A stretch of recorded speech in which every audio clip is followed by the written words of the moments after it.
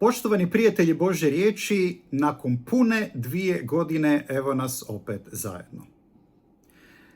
Dosta njih mi se javilo što pismeno, što usmeno sa identičnom porukom.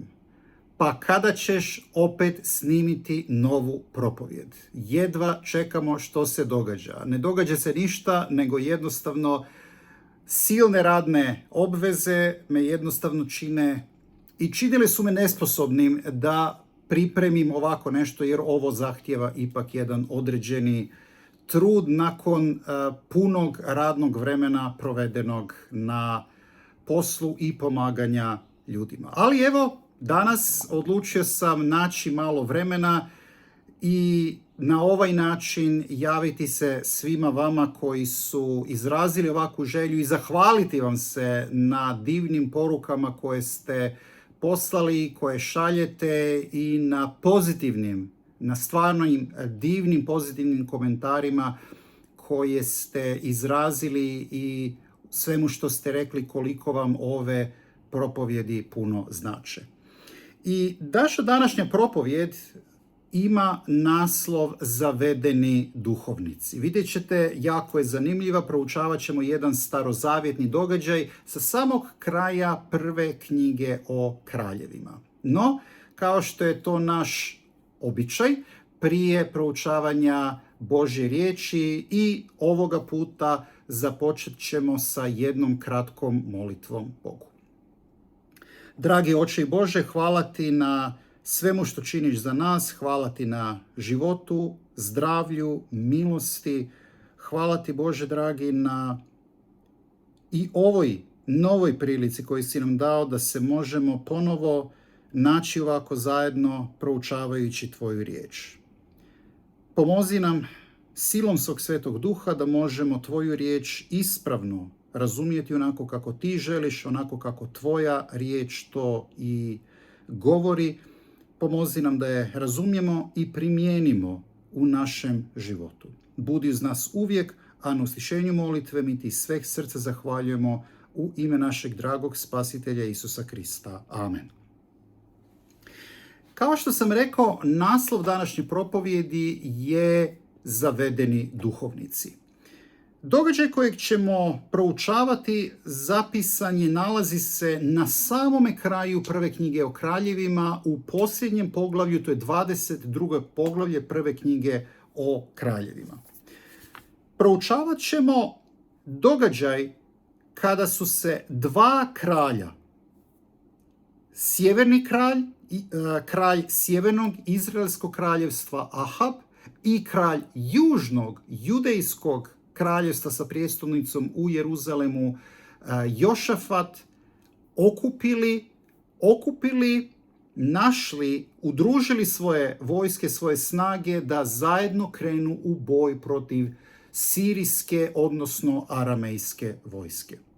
Biblijski tekst kaže, kada čitamo Bibliju, kada proučavamo biblijsku povijest, da se taj događaj zbio oko 853. godine prije Krista. Znači sredinom 9. stoljeća prije našeg računanja vremena. Biblija opisuje ova dva kralja na dva potpuno suprotna načina. Ahab, kralj sjevernog kraljevstva, Izraelskog kraljevstva sa prijestolnicom u Samariji, u Bibliji je opisan kao čovjek, kao kralj koji je činio samo ono što je zlo u Božjim očima. Koji je namjerno kušao Boga i slušao svoju ženu Izabelu, odnosno Jezabelu, koja ga je nemilice vukla na stazu zla. S druge strane, biblijski tekst govori i opisuje Jošafata iz kralja južnog kraljevstva sa prijestolnicom u Jeruzalemu kao onoga koji je činio Božju volju. I tada, 853. godine, otprilike 853. godine prije Krista, njih dvojica su se našli zajedno u borbi protiv Aramejaca. Ahab je trebao krenuti u boj. i trebala mu je pomoć. Vojna pomoć.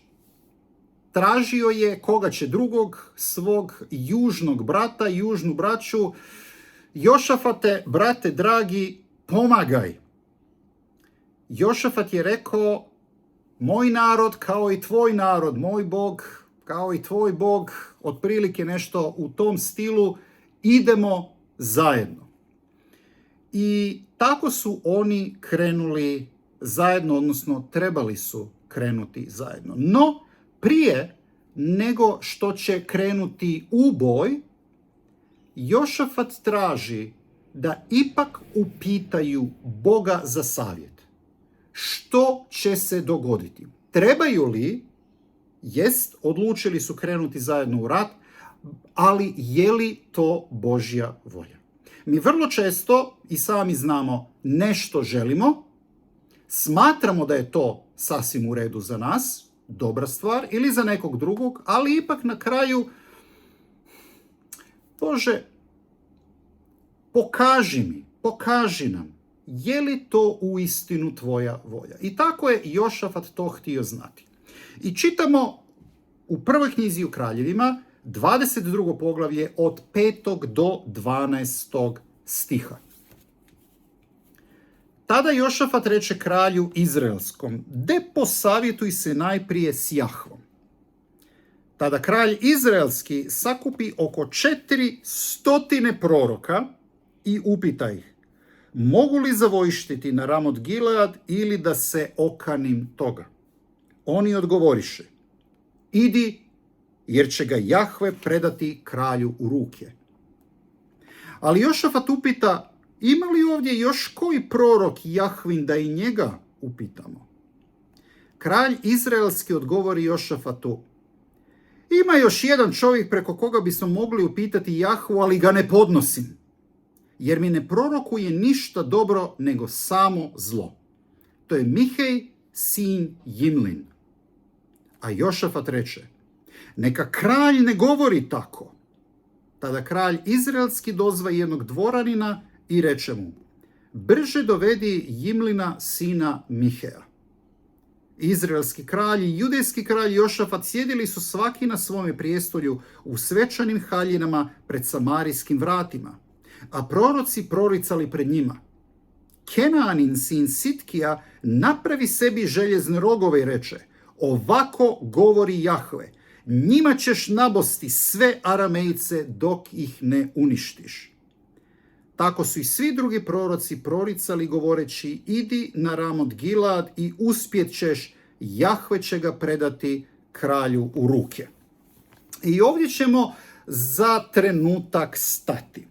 Vidimo znači događaj gdje Jošafat traži od izraelskog kralja Ahaba, daj molim te upitaj Boga za savjet. Ima li ovdje neki prorok Jahvin? Ahab kao pravi domaćin, vrlo gostoljubiv,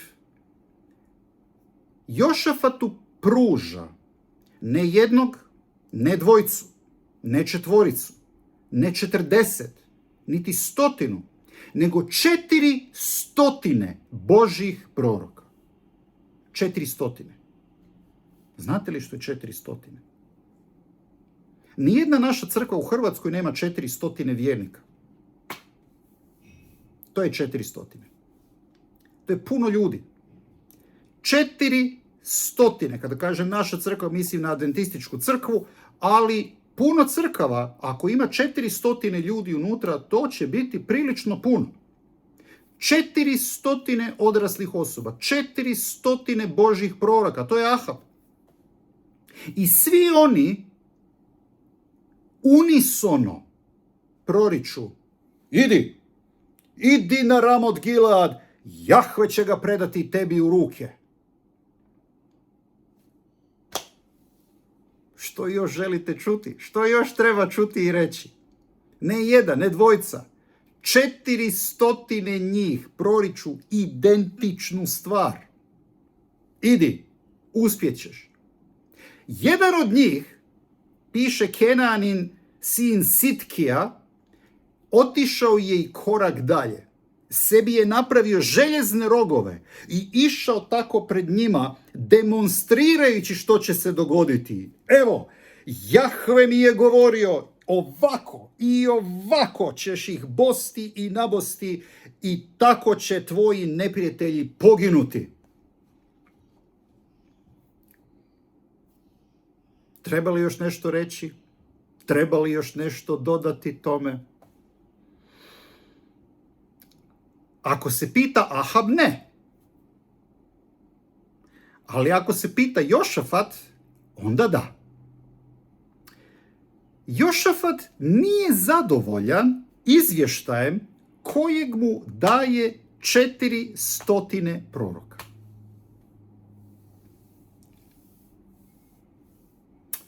Nešto tu ne štima. Nije siguran što. Sviđa mu se poruka. Lijepo je to što govore, ali hvala ti kralju, ali ima li možda ovdje netko, još netko možda? Još neki prorok? 401. Prilično nezahvalan kralj, jel tako? Jošafat. Kad imate gosta, date mu sve. Evo, ovo sam, brate, ovo sam za tebe napravila. Pogledaj, vidi ovo sve. Evo i kolača ima i ovoga. A nemaš krastavce? Kako biste se osjećali? To je Jošafat. Ovi ljudi izgledaju na proroke,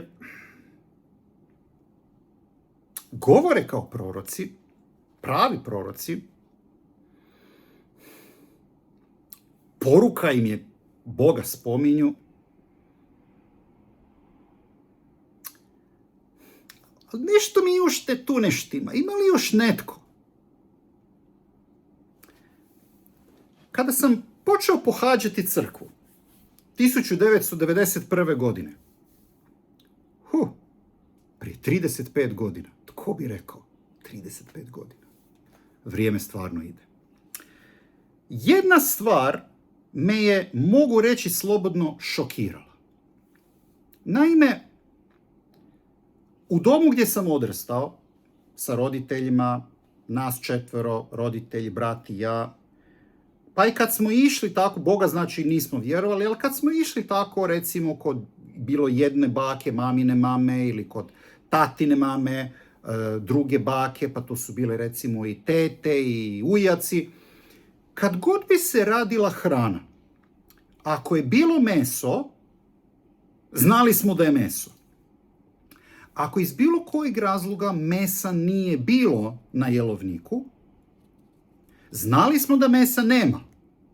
Da će dotično jelo, dotičan ručak, večera, što već, biti vegetarijanski. Znači, ako je bilo meso, znali smo da meso. Ako nema mesa, znali smo da nema mesa. Međutim, sad sam u crkvi. Po prvi puta i ljudi me zovu kod sebe na ručak. I onda vidim ja nešto što nalikuje na meso. I kažu mi, vidi, brate, mi smo ti tu vegetarijanci, vidi, napravili smo ovo. Izgleda na meso, izgleda kao meso, miriše kao meso, ima okus kao meso, ali nije meso. I moram reći da je mene to šokiralo. Puno stvari navikao sam se odmah, ali to mi je trebalo vremena da se naviknem. Jer mi nije bilo jasno. Jedna stvar mi nije bila jasna. Znači, radite hranu da nalikuje na meso, da miriše kao meso, da čak ima i okus kao meso, a nije meso. Znači, toliko su neki od vas opsjednuti mesom. Zašto ne napravite meso? Zar nije jednostavnije?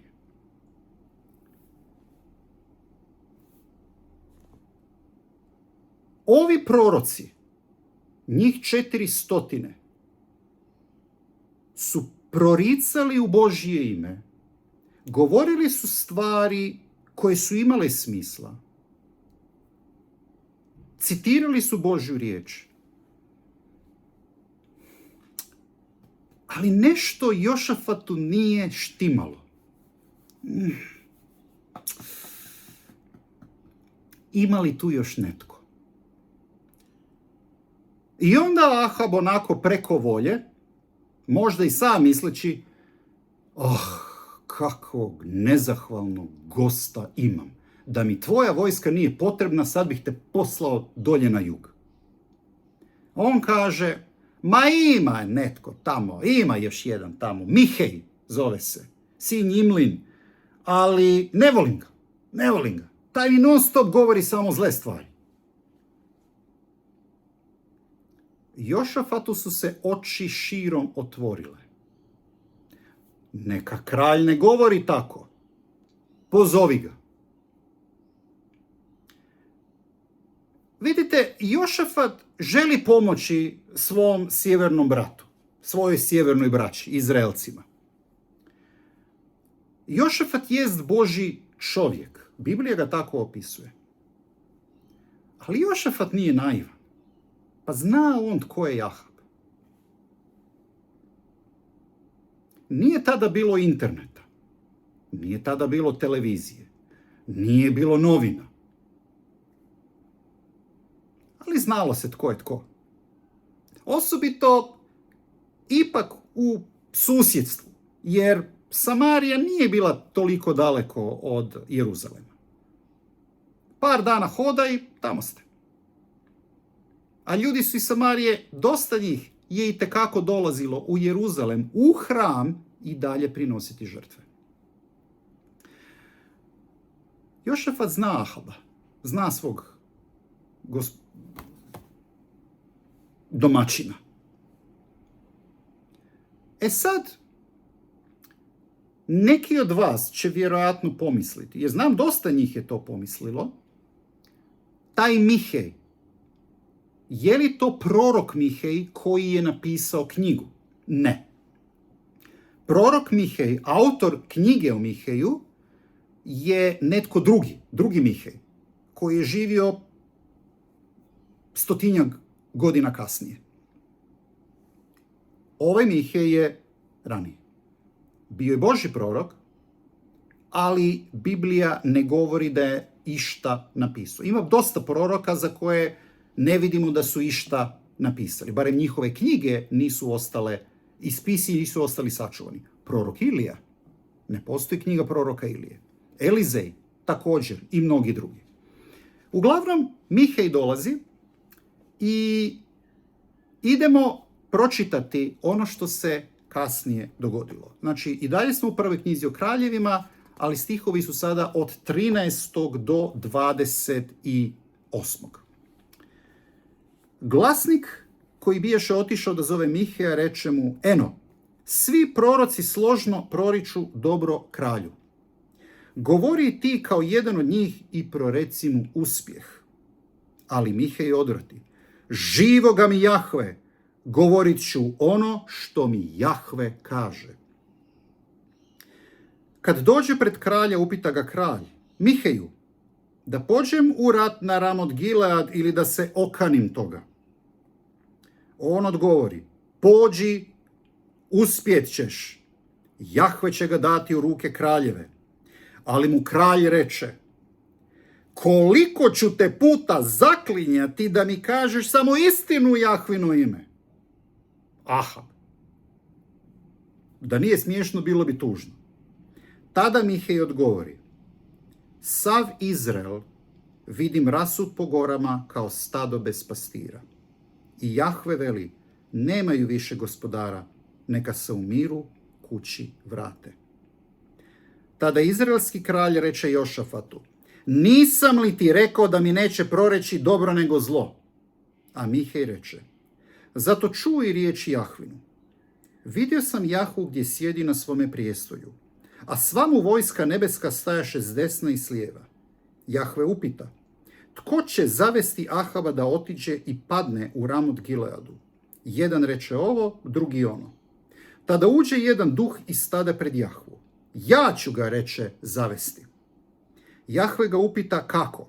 On odgovori, izaći ću i bit ću lažljiv duh u ustima svih njegovih proroka. Jahve reče, ti ćeš ga zavesti i uspjet ćeš. Idi i učini tako. Tako je, evo, Jahve stavio lažljiva duha u usta svih ovih tvojih proroka, ali ti Jahve navješćuje zlo. Tada pristupi Kenanin sin Sitkija i udari Miheja po obrazu pitajući ga, zar je Jahvin duh napustio mene da bi s tobom govorio? Mihej odgovori, vidjet ćeš onoga dana kad budeš bježao iz sobe u sobu da se sakriješ. Tada izraelski kralj naredi, uhvati Miheja i odvedi ga gradskom zapovjedniku Amonu i kraljeviću Joašu. Reci im, ovako govori kralj, bacite ovoga u tamnicu i držite ga na suhu kruhu i vodi dok se sretno ne vratim. Mihej reče, ako se doista sretno vratiš, onda Jahve nije govorio iz mene. I nadoda, čujte svi puci.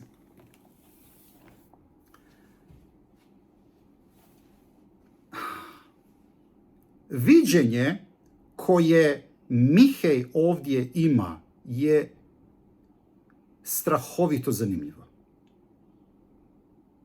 Praktički prikazuje Boga kao autora grijeha, kao onoga koji vodi, koji blagoslivlja tog lažnog duha da zavede Ahaba, da zavede ovih 400 proroka. Da svi jednoglasno proriču laž i zlo. Ne bi li tako Ahab poginuo u ovom boju?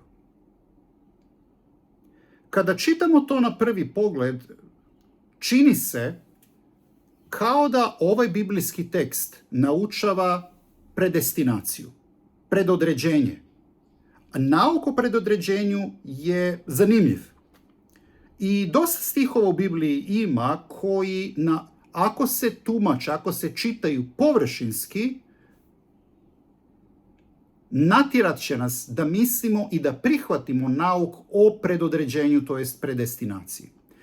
Nauk je takav da ukoliko, znači Bog predodređuje neke na vječni život, druge predodređuje na vječnu smrt. Oni koji su predodređeni na vječni život, oni nikada ne mogu i neće pasti u bezvjerje. Jednom spašen, zauvijek spašen. To je zbog toga.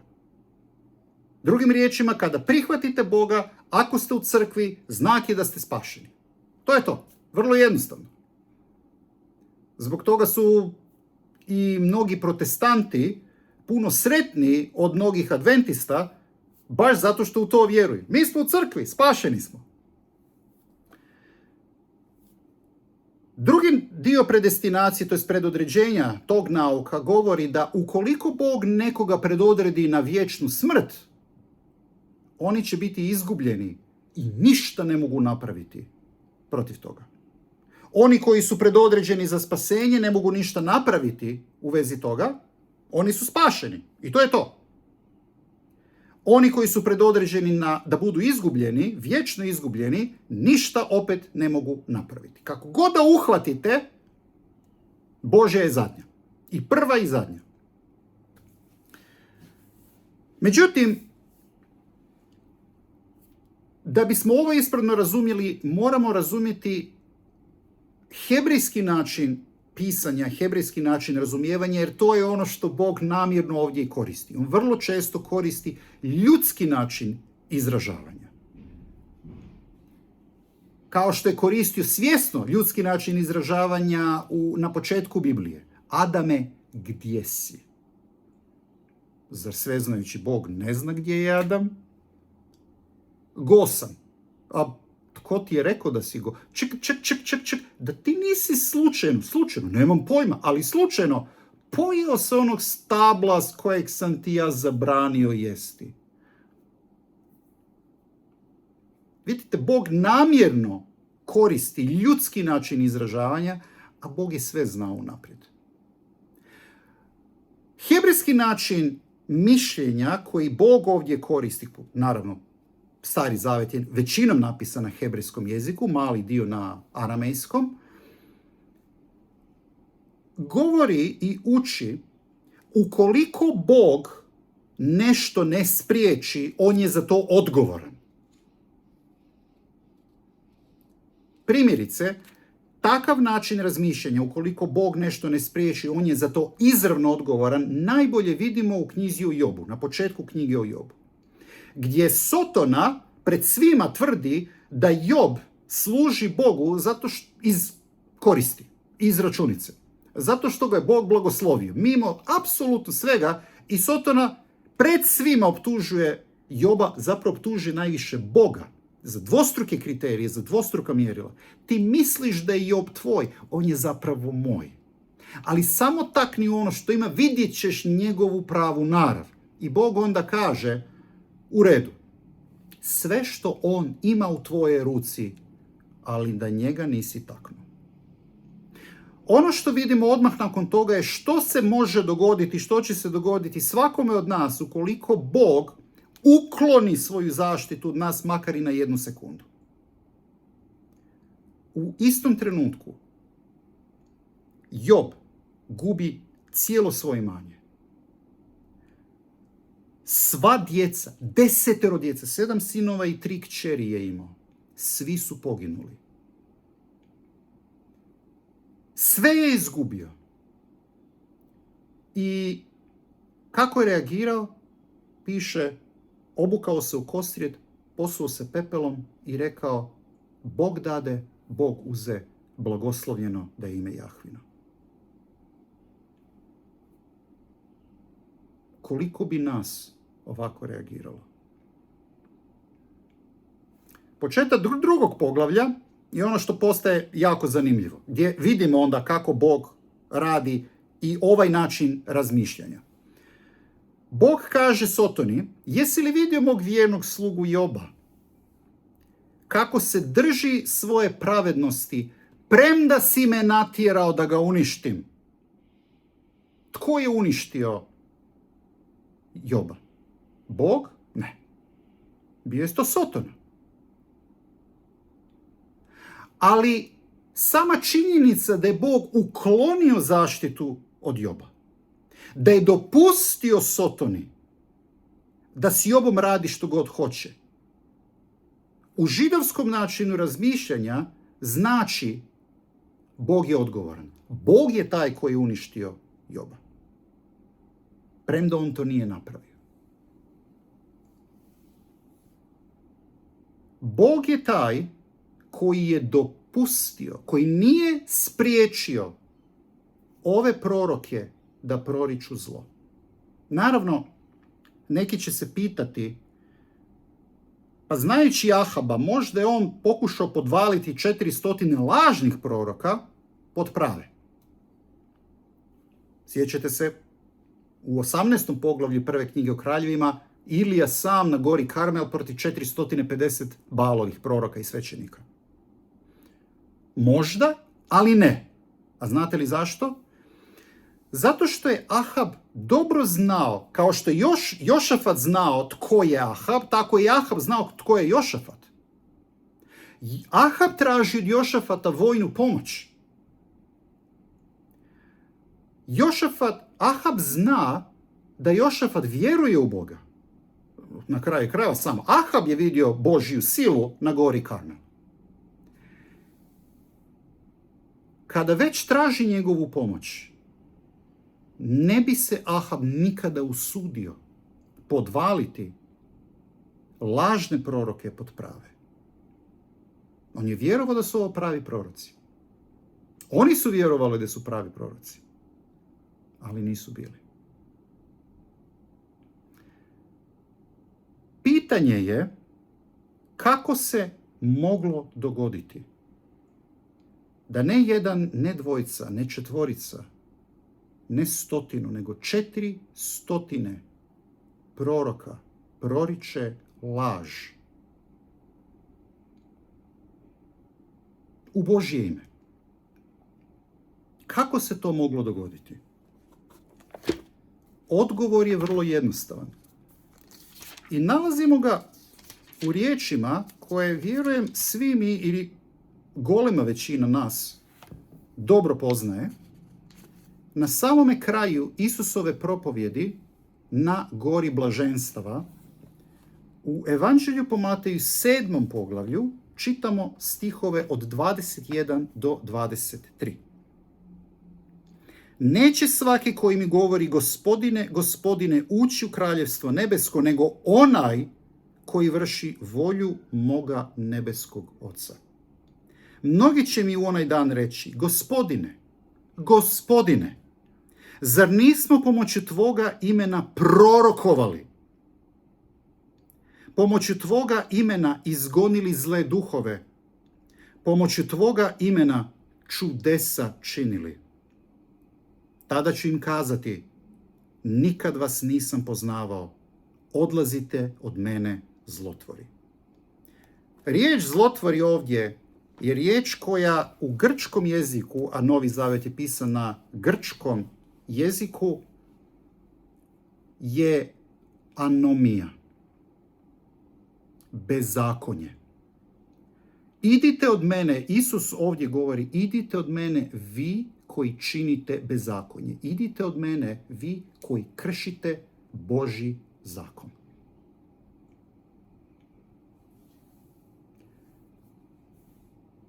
Dragi prijatelji Božje riječi, draga braće i sestre u Isusu Kristu,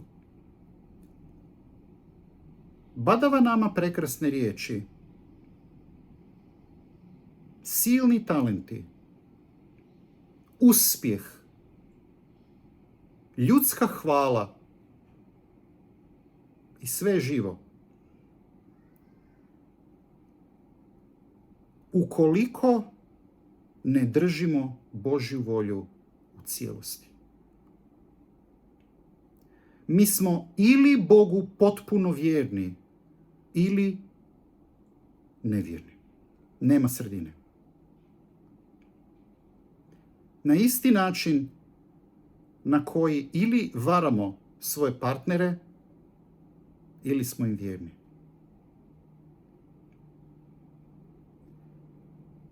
Radim u svom poslu, radim sa ogromnim brojem problema u vezama, bračnih problema. Vrlo često imam bračna savjetovanja. I vjerujte mi, bez obzira jesu li ljudi kršćani, muslimani, židovi, ili nemaju nikakvu vjeru, jer ovdje Australija je vrlo sekularna zemlja i postaje sve sekularnija.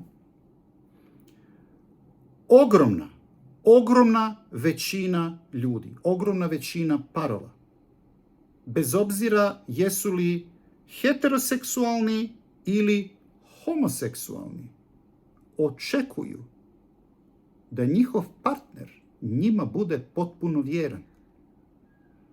I ispod toga neće ići. Ili si mi vjeran, ili odlazim. Nema zlatne sredine. Ako mi imamo takve visoke kriterije za naše veze, ili,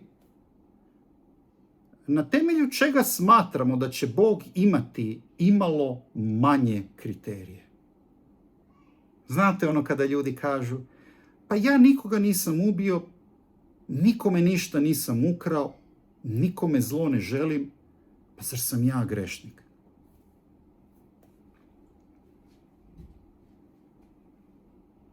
Bog ima 10 zapovjedi.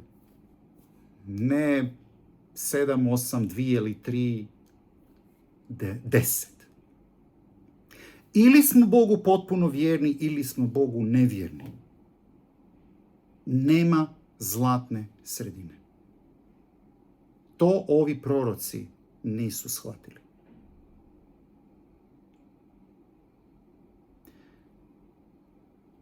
Gdje smo mi u svemu tome? Činimo li Božju volju u cijelosti ili to radimo samo sa pola srca? Ili 90%?